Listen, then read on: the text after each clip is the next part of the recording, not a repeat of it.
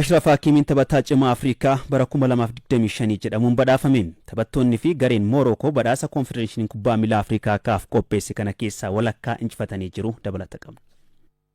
Best Player of the Year Award. Confederation kubbaa miilaa Afrikaa kaaf Morocco magaalaa Rabaatitti badhaasa taphataa cimaa Afrikaa bara 2025 kenne. Sirna badhaasaa kaleessa galgala geggeeffame kanarratti pirezidaantiin FIFA Gianni Infantino kan kaaf Dr. Patrice Motsepe dabalatee taphattoonni ciccimoon duraanii Afrikaa, pirezidaantonni biyyoota miseensota kaafii fi keessummoonni kabajaa biroo argamaniiru. Badhaasa kaaf kenne 12 keessaa walakkaa taphattoonni fi gareen Morocco fudhataniiru. Badhaasa taphataa cimaa Afrikaa bara 2025tiin Ashraf Hakimiitu injifate. 2, 3. Ashraf Hakimi. Bara darbee Paris Saint-Germain waliin waancaa Champions League Europa, waancaa French, waancaa Coupe de France fi mo'amtoota Europa kan fudhate Ashraf Hakimiin waancaa kilaboota addunyaan Paris Saint-Germain xumuraaf qaqqabsiisuun Chelsea mo'amanii. Taphataan umrii 27 Hakimiin biyya Moroccoon bara 1976 booda waancaa addunyaa irratti akka hirmaattu gargaareera. Ashraf Hakimiin kana dura badhaasicha fudhachuun muuxannoo kan qabu taphataa lammii Egypt Mohamed Salah fi kan Nigeria Victor Osimhen caaluun badhaasicha fudhate. Hakimiin yeroo jalqabaaf taphataa cimaa Afrikaa jedhamuun badhaafame. Erga Mustafa Haji waggaa 27 dura badhaasicha fudhates lammii Morocco jalqabaa badhaasa kan argate ta'eera. Erga bara 1973 taphataan duraanii Dimokiraataa Riippaabilika Koongoo Bwangi Shimim badhaasicha fudhatee booda taphataa sadarkaa jalqabaa badhaafames ta'eera. Hakimiin sagantaa sanarratti namoota isa cinaa turan galateeffateera. Namoota ijoollummaa irraa kaasanii na deeggaran, maatii, hiriyoota garee koo, leenjistootaa fi pirezidaantii kilaba Paris Saint-Germain Nasser Al-Khelaifi fi pirezidaantii Federeeshinii kubbaa miilaa Morocco Fozii Lekajaa nan galateeffadhaa jedhe. Waancaa Afrikaa ji'a tokkoon booda Moroccoon qopheessu injifachuuf waan danda'an hundaa akka godhus dubbateera. Women Lion of the Year Kizlaine Cheba from Morocco. Kaleessa galgala Morocco ture. Taphattuun Morocco Giziane Shebak taphattuu cimtuu Afrikaa ta'uun filamte. Shebak hiriyaa garee ishee Sana Misuudin lammii Nigeria Rashede Ajibade caaluudhaan mo'atte. Taphattuun kilaba Al Hilal Shebak waancaa Afrikaatiin Moroccoon xumuraa gahuun Nigeriyaan tapha mo'amte irratti goolee hedduu galchuun taphattuu dorgommichaan xumurteedha. Goolee eegaan garee biyyaalessa Morocco Yasin Bono goolee eegaa cimaa bara 2025 ta'uun filame. Waancaa addunyaa umrii 20 gadiitiin Argentinaa injifachuun shaampiyoonii kan ta'e gareen dargaggoota Morocco garee cimaa ta'uun yoo badhaafamu dubaraan gareen Nigeria filameera. Badhaasa taphataa dargaggeessa Afrikaatiin lammii Morocco taphataan sarara fuulduraa kilaba Watford Otmane Mamma taphataa cimaa ta'uu yoo filamu dubartoota lammii Morocco Doha El Madani kilaba Rabat irraa taphattuu dargaggeettii cimtuu barichaa jedhamuun badhaafamte. Cape Verdeen seenaa ishee keessatti waancaa addunyaaf akka dabartu kan godhan Bubbistaan leensaa cimaa Afrikaa jedhamuun badhaafamaniiru. Karra eegduu Nigeria Chiamaka Nnadozie goolee eegduu cimtuu jedhamuun yeroo sadaffaaf walitti aansitee filamte. Badhaasa taphataa cimaa kilaba dachee Afrikaa keessatti taphatuuf kennameen lammiin Riippaabilika Dimokiraataa Koongoo taphataan kilaba Pyramid Fiston Mayelen injifateera. Gooliin taphataan sarara fuulduraa kilaba Young Africa Clement Mize goolii hawwattuu ta'uunis filamteerti. For his trust from the first time he signed me. It's been 5 years now that we've been together.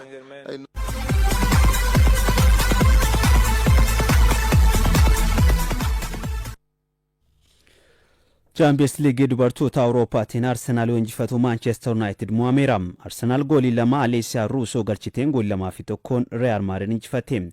Real Madrid fi Caroline Weir goolii tokko galchitus mo'amuu jalaa hin baasne. Gara Jarman kan malee gareen dubartoota Manchester United galchii 5-2 mo'amee jira.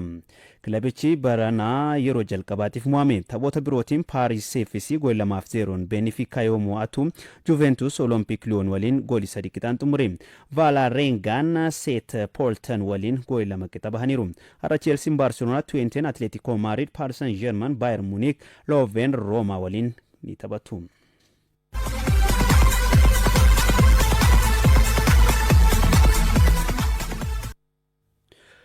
Paul Pogba waggaa lamaan booda taphasaa jalqabaa torbee kana keessa taphata jedhame. Taphataan duraanii Manchester United Paul Pogba waggaa lama booda sanbata dhufu gara direetti ni deebi'a jedhame. Juventus taphataa osoo jiru sababa qoricha humna dabalataa kennu fayyadameen ji'oota 18f kan adabame Pogba ganna darbe Monacoof waggaa lamaaf mallatteesse. Sanbata dhufu tapha Monacoon Reims waliin taphatu irratti taphataan umrii 32 Pogba akka taphatu kilabichi ifoomseera. Sababa miidhamaan hanga ammaatti Monacoof kan hin taphanne Pogba yeroo xumuraaf waggaa lamaan dura tapha Juventus Napoli waliin taphate irratti hiriire.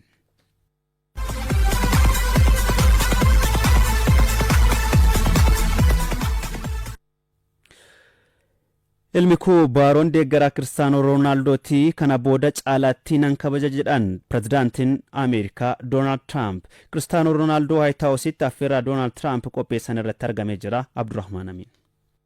My son is a big fan of Ronaldo, wherever Ronaldo is here. Mootii Saudi Arabiyaa Muhammad bin Salmaan pirezidaantii FIFA Gianni Infantino fi Kiristaanoo Roonaaldoon affeerraa irbaataa Doonaald Tiraamp irratti argamaniiru. Kubbaa miilaatiin addunyaa irratti beekamtii olaanaa kan horate badhaafamaan Baalan d'Or shanii Kiristaanoo Roonaaldoon masaraa pirezidaantii Ameerikaa Doonaald Tiraamp Waayit Haawusitti argameera. Waggaatti maallaqa taaksii irraa bilisa ta'e doolaara miiliyoona 200 kilaba Saudi Arabiyaa Al Naasir irraa kan argatu Roonaaldoon mallaqa kana kilabichaaf taphachuu qofaaf osoo hin taane iddoo deemetti ambaasaadara kilabichaa ta'uun gargaaru isaanii. Roonaaldoon masaraa mootummaa Ameerikaatti argamuun affeerraa irbaataa irrattis hirmaateera. Affeerraa irbaataa kana irratti pirezidaantiin Ameerikaa Doonaald Tiraamp kabaja Roonaaldoof qaban ibsaniiru. The Fox News akka gabaasetti Doonaald Tiraamp yaada dubbatan keessaa inni xiqqaan baaroon deeggaraa Kiristaanoo Roonaaldooti amma Roonaaldoo waliin wal argaa. Kanaanis kabajni abbaasaaf qabu kan duraaniitii ol akka dabalu nan abdadha jechuun qoosaniiru jedha. Yeroo kanatti Kiristaanoo Roonaaldoon iddoo akkasitti argamuun namoota hedduu biratti gaaffii uumeera. Gidduu kanatti wanti yaadamu Roonaaldoon Tiraamp irraa maal barbaada jechuunis sammuu namaatti dhufuun waan hin oolle. Roonaaldoon tapha Portugaal Rippaabilika Ayirlaandiin mo'amte irratti kaardii diimaa argachuun taphoota waancaa addunyaatiin akka hin adabamneef giddu seentummaa Tiraamp barbaada kan jedhanis jiru. Roonaaldoon bara 2009 dubartii Las Vegas keessa jiraattu Kaatiriin Maayorgaa gudeede jedhamee himatamus bilisa baheera. Gama biraatiin pirezidaantiin Ameerikaa Tiraamp bu'aa siyaasaa isaaniitiif jecha Roonaaldoon waancaa addunyaa 2026 irraa akka hin adabamne gochuu danda'u kan jedhus jiru. Yeroo hundaa miidhamni namaa kan isa dhukkubsu Kiristaanoo Roonaaldoon kana dura pirezidaantii Ameerikaa Tiraamp waliin dhimma nageenya biyyoota rakkoo keessa jiranii dubbatee ture. Sababni isaa Tiraamp humna nageenya kana ittiin tasgabbeessuu qabu jedhee waan yaadeef. Roonaaldoon haasaa ji'a tokko duraa sana keessatti guyyaa tokko Tiraamp akka arguunan abdadha. Inni namoota waan tokko jijjiiruu danda'an keessaa tokkodha. Namoonni akkasii immoo na gammachiisu jedhe. Kana dubbatee torban muraasa booda Roonaaldoon Tiraampiin wal argeera. Tiraamp gaaffii Roonaaldoo ta'a jedhanii kan yaadan dhimma nageenya addunyaa ammoo gosaan wal dhabuu fi nageenya addunyaa hanga beeknutti dhiibbaa addunyaa hin taane jechuun bira darbanii. Haa ta'u malee Roonaaldoo irbaata Waashingitanitti mootii Saudi Arabiyaa waliin affeeruun kan yaadameef ispoortiin biyyattiin daran akka beekamtu taasisuu fi waldhabdee addunyaas ispoortiin tasgabbeessuun kaayyoo duraati jedhame. Dabalataan dhimmi adabbii Roonaaldoos sababa pirezidaantii FIFA Gianni Infantino fi pirezidaantiin USA Doonaald Tiraamp waancaa addunyaa 2026 keessatti namoota dhiibbaa uuman ta'aniif taphoota 3 irraa gara tokkootti gadi xiqqaachuun mala jedhameera.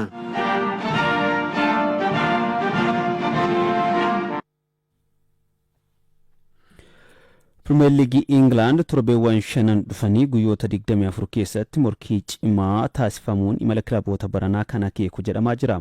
Dursaa liigichaa Arsenal kilaboota waancaa isaa waliin morkatan Manchester City, Chelsea fi Liverpool caalaa taphoota jajjabootu seeggata. Abubakar Abdallah.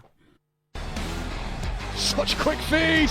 Oh, that's outstanding. Premier League England taphoota internaashinaaliin booda sanbata dhufurraa eegaluudhaan morkiiwwan ciccimoon itti fufu. Taphoonni torbeewwan shanan itti aanan keessatti taphataman qabxii liigichaa waggaa guutuu kan akeekuu danda'an jedhamaati jira. Guyyoota 24 dhufan keessatti taphoota liigichaa 50 taphatamaniin liigichaan yeroo taphoonni itti heddummaatani taphatee liigichaa jijjiiramuu fi kan cimanii ba'an itti mul'achuu kan danda'an ta'uu barreessaan kubbaa miilaa Premier League England Alex Keblin dubbata. Xumura muddee yeroo ayyaana bara haarawaatiin dura guyyoota 24 keessatti taphoonni torbee shanii ni taphatamu. Premier League England bara darbe yeroo kanatti torbee 11 booda kilaba sadaffarra turee fi 12ffarra ture jidduu garaagarummaa qabxii afur qofatu ture. Garuu torbee 16ffaatti garaagarummaan sun gara qabxii 7tti bal'ate. Yeroos Chelsean qabxii gaarii argatee sadarkaa isaaf yoo fooyyessu Crystal Palace liigicha keessaa gadi bu'uu dhabuudhaaf sodaa keessa seeneeti ture. Newcastle imalli gaariin isaa kan itti jalaa laafaa dhufeedha. Bara namoota taphoonni sun irra deebu kan jedhu taphoota torbee shanan dhufaniitiin qabxii galmaa'antu murteessa.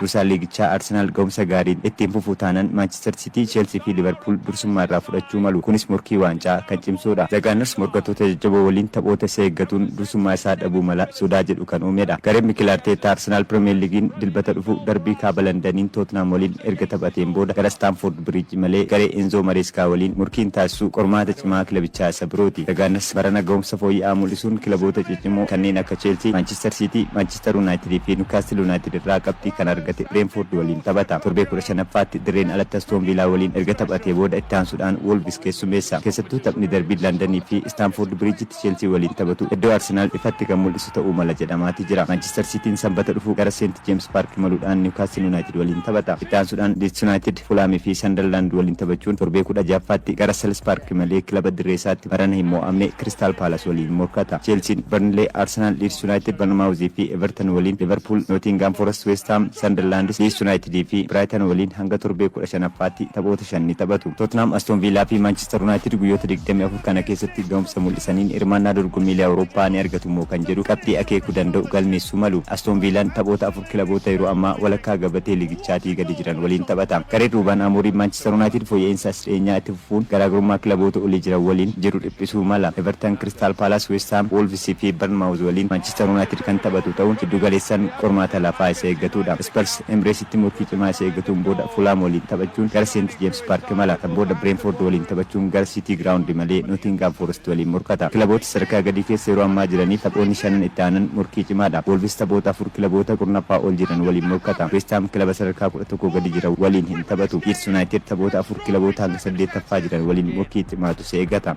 And travelling with it. Oh, magnificent. His goal against Bologna was good. That one is even better. And Villa lead at home in the league. Premier League England kanaan taphoota torbee 12ffaatiin sanbata dhufu Chelsea gara Turf Moor imaluudhaan Burnley waliin morkii taasisuun taphoota 3 walitti aansuudhaan injifachuudhaaf morkata. Anfield Roaditti Liverpool tapha Nottingham Forest simatuun gara injifannootti deebi'uudhaaf morkata. Bournemouth West Ham waliin, Brighton Brentford, Fulham Sunderland, Wolves Crystal Palace waliin taphatu. St James Parkitti Newcastle United Manchester City waliin morkiin taasisuus ni eegama. Dilbata darbii kaaba London Arsenal Spurs waliin taphatu dabalatee Leeds United Aston Villa waliin taphata. Wixata Manchester United Old Traffordtti Everton keessummeessa. There's Bukayo Saka. Saka! He smashes it home just before the break. CBA Premier League Itoophiyaa torbee jaffaan har'a eegaluun hamma sanbataatti taphatama.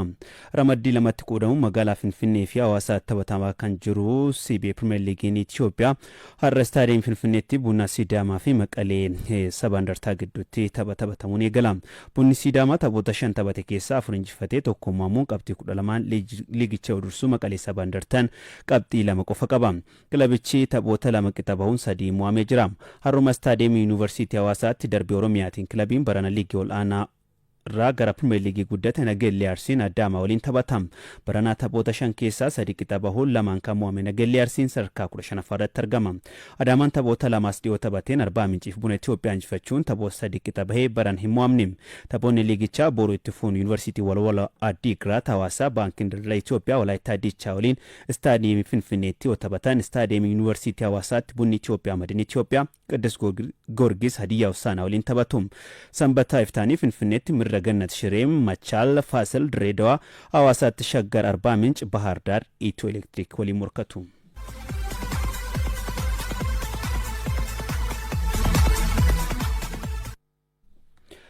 Taphoonni gulaalli waancaa Afrikaa umrii 17 gadi kan zoonii Seekaafaa boru Finfinnee fi Direedawaatti itti fuudhan taphatamu. Ramaddiyaa magaalaa Finfinneetti taphatamaa jiruun gareen biyyaalessa Itoophiyaa umrii 20 gadi boru sa'aatii 10 eegaluun Soomaaliyaa waliin taphatam. Garichi taphoota ramaddii 2 hanga ammaatti taphateen Sudaan Kibbaa galchii 4-1 Ruwaandaa goolii 2-0 injifachuun qabxii 6 ramaddicha dursaa jira. Ramadduma kanarraa boru sa'aatii 7 irraa eegaluun Keeniyaan Ruwaandaa waliin taphatti. Ramaddii kana Soomaaliyaan qabxii 2 Keeniyaa fi Sudaan Kibbaa qabxii 1-1 Itoophiyaatti aanu. Taphaa tokko qofa kan taphatte Ruwaandaan qabxii malee sadarkaa dhumaarratti argamti. Ramaddii istaadiyeemii Direedawaatti taphatamaa jiruun boru Jibuutiin Buruundii Ugaandaan Taanzaaniyaa waliin taphatu. Ramaddii kana Taanzaaniyaan qabxii 6 fi goolii qulqulluu 17 yoo dursitu Ugaandaan qabxii 6 fi goolii qulqulluu 13 sadarkaa lammaffaarratti argamti. Ramaddii kana Buruundii fi Jibuutiin akkasumas Sudaan qabxii tokko malee sadarkaa itti aanu qabataniiru.